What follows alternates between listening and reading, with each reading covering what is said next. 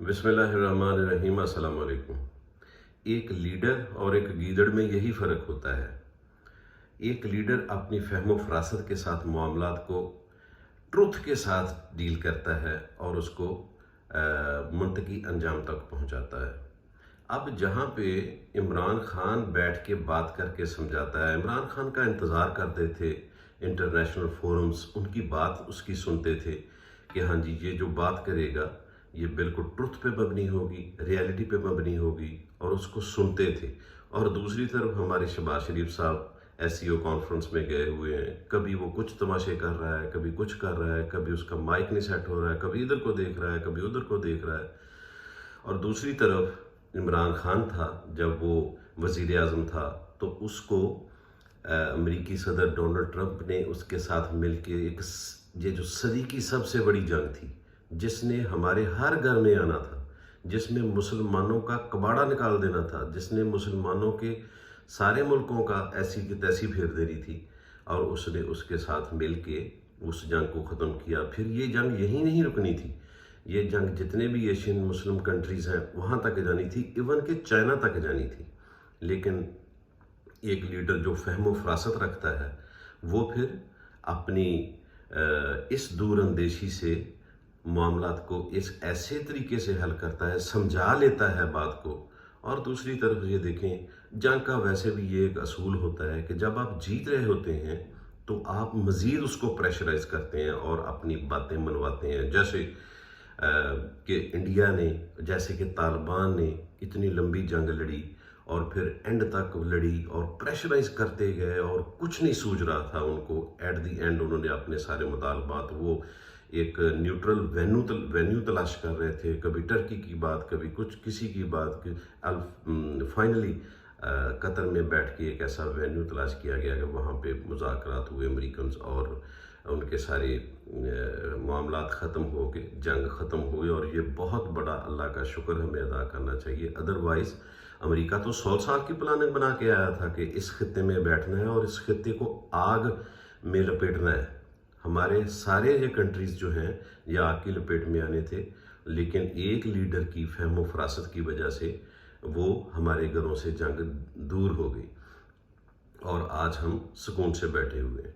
इसी तरह से जैसे ये देखें डबल स्टैंडर्ड अमेरिका का, ये हमें बात करनी चाहिए, समझाना चाहिए उनको कि ये डबल स्टैंडर्ड अच्छा नहीं होता। एक तरफ रशिया जो एक बहुत ही उनका पावरफुल वेपन है S-400, टर्की पे उसको ख़रीदने पे पाबंदी लगी हुई है। दूसरी तरफ इंडिया ले रहा है क्योंकि उनका आलाय है, उससे उल्टे सीधे ये सारे काम करवाने हैं। पहले तो एक कद्दावर लीडर था जो इंटरनेशनल जंगें ख़त्म करता था, वो वैसे ही एंटी वार था इमरान खान।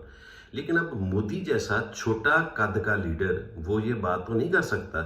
एसईओ कॉन्फ्रेंस में वो गया और उससे बात कर रहा था प्यूटन से कि ये देखो जी ये जंग ख़त्म होनी चाहिए, यूक्रेन से अपनी फ़ौजें आपको वापस बुलानी चाहिए क्योंकि ये तरक्की का एरा है, ये जंगों का एरा नहीं है। तो उसने ऐलान क्लियरली उसको जवाब मुंह तोड़ दे दिया कि मैं ये जंग हर सूरत में जीतूंगा और मैं ये जंग बंद नहीं करूंगा, लड़ूंगा।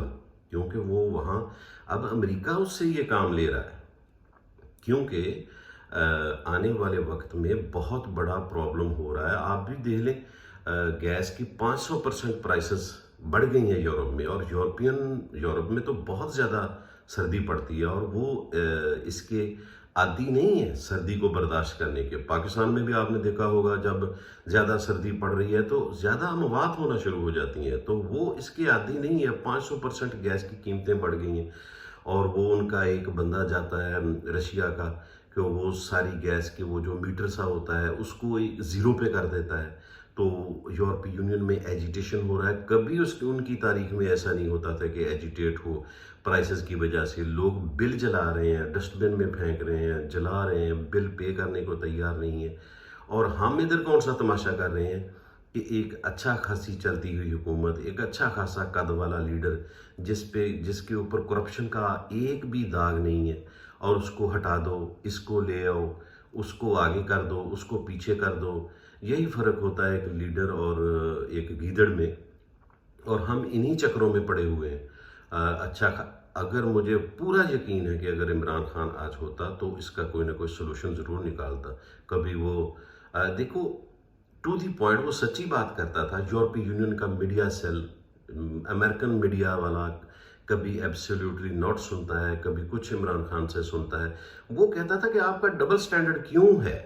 ایک طرف تو آپ مودی کے معاملے میں، انڈیا کے معاملے میں بولتے نہیں ہو، دوسرا ہمیں کہتے ہو کہ یوکرائن کو. تو ابھی بھی وہ اصل چیز وہ ہوتی ہے، خبر جو ہوتی ہے نا دنیا میں، اصل وہ ہوتی ہے جو آپ کانوں سے سن نہ سکیں اور آنکھوں سے دیکھ نہ سکیں. یہ لوگ جو بیٹھے ہوتے ہیں اوپر، انٹرنیشنل مافیا، ان کو مافیا کہنا چاہیے، جو اوپر سے چاکلیٹ وغیرہ لگا کے خبروں کو ہمارے سامنے پیش کرتے ہیں. اندر سے اتنی وہ غلاظت بھری خبریں ہوتی ہیں، اتنی بدبودار ہوتی ہیں کہ آپ دیکھ نہیں سکتے، سن نہیں سکتے.